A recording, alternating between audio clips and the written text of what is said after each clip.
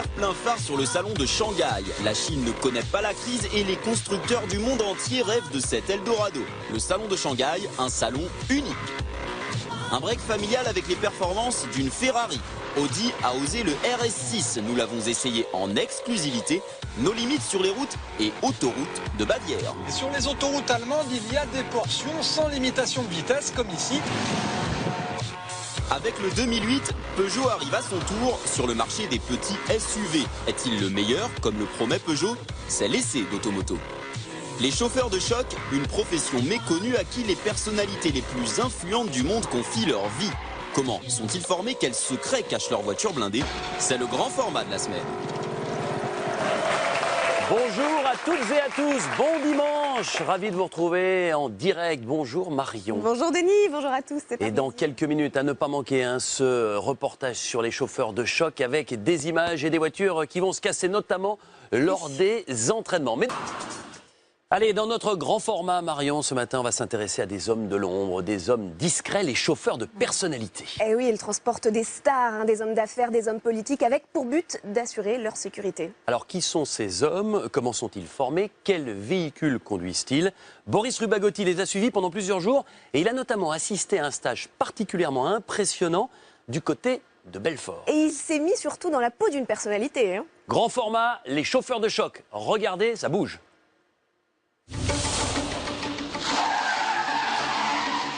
Voilà, là il est bon. Voilà, regarde, la distance va être bonne, lui il ressort pas mal, et là on est bon. Voilà. Dans leur jargon, ils appellent ça un dégagement d'urgence. Voilà, là les deux, tu vois, repartent dans la même lignée, dans le même axe, et ils sont protégés en fait au niveau des haillons.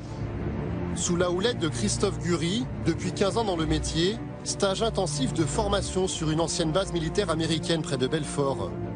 Alexandre Chauffrand, 39 ans, conduit des voitures de tourisme depuis plusieurs années. C'est un chauffeur expérimenté, mais il débute dans la protection physique de personnes. Entre ses mains, pas n'importe quel véhicule, celui qui a servi à transporter l'ancien Premier ministre Lionel Jospin. Et derrière lui, le véhicule de sécurité qui va agir comme un bouclier en cas de menace. Je transporte le VIP, je roule, je vois un danger, je pile, je fais marche arrière et demi-tour.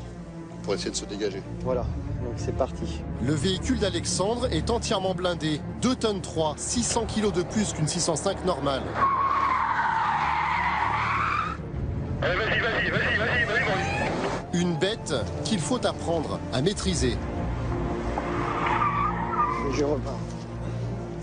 Voilà, et lui, la voiture suiveuse est censée me protéger en fait. Ça secoue un peu quand même. Hein. Ça secoue un peu, c'est vrai que c'est impressionnant, mais finalement c'est pas pire qu'à la foire du trône.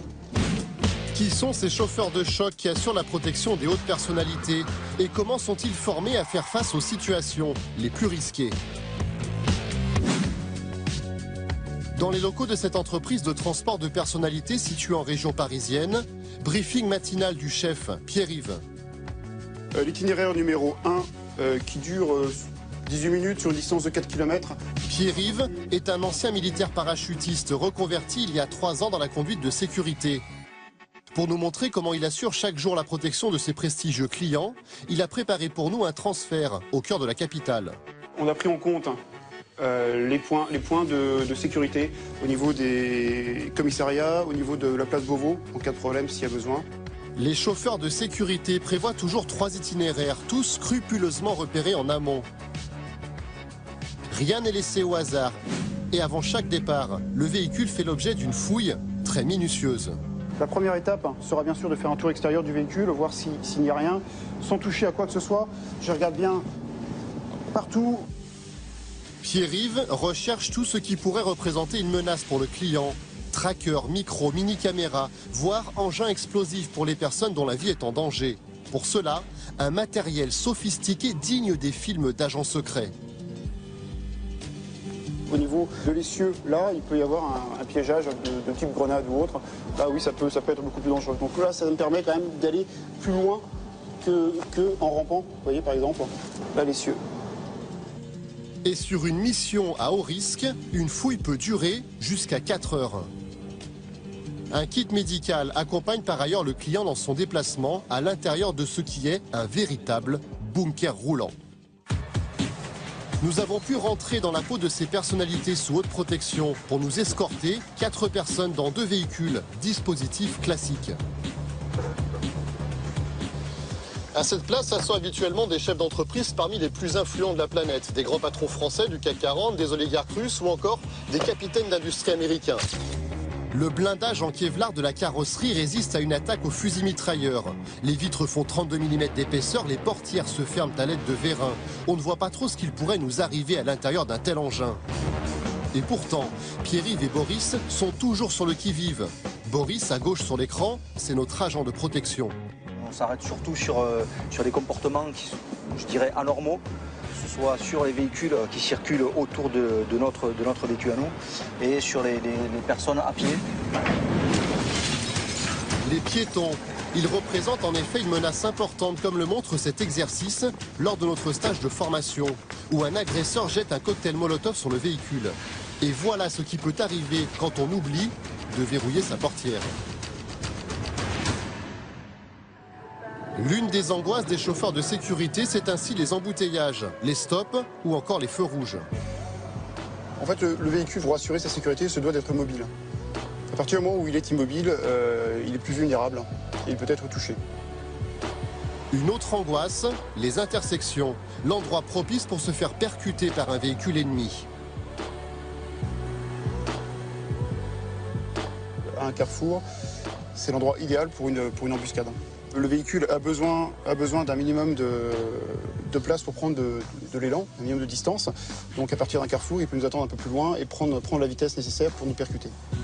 Ce type d'attaque est bien sûr exceptionnel, mais les chauffeurs doivent y être préparés.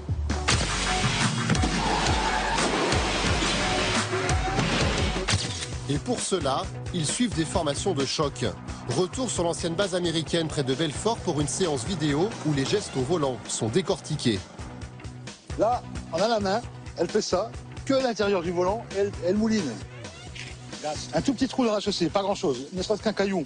À grande vitesse ici, la main, elle râpe, hein, elle lâche le volant.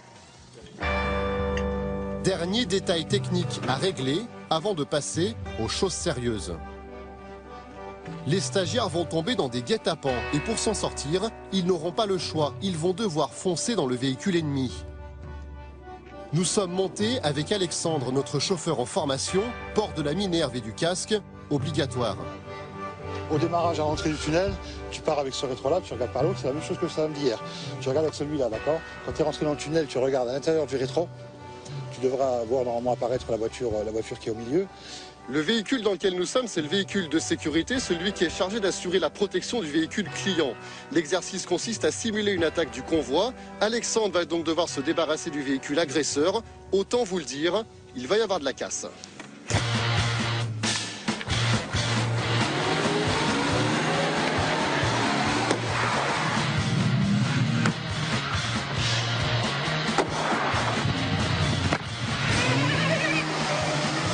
La voie est maintenant dégagée, le véhicule transportant la personnalité peut effectuer son demi-tour et le convoi échapper au danger. C'est vraiment un cas extrême, donc a priori on espère ne pas devoir l'utiliser, mais bon, au moins je sais ce que c'est. Et je crois que le prochain exercice en devrait être pas mal non plus. Cette fois-ci, il s'agit de forcer un barrage composé de 2 véhicules.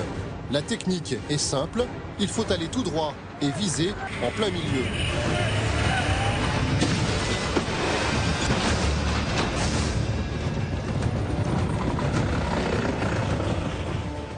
L'état des véhicules témoigne de la violence de la percussion.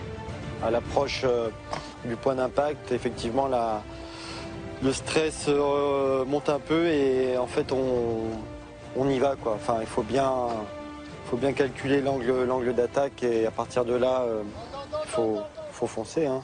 Ces chauffeurs de choc ne sont qu'une petite quarantaine en France. Ils suivent ce type de formation tous les 6 mois. C'est impressionnant, hein, mais rassurez-vous, ça n'arrive pas tous les jours quand même d'être obligé de percuter 2 voitures.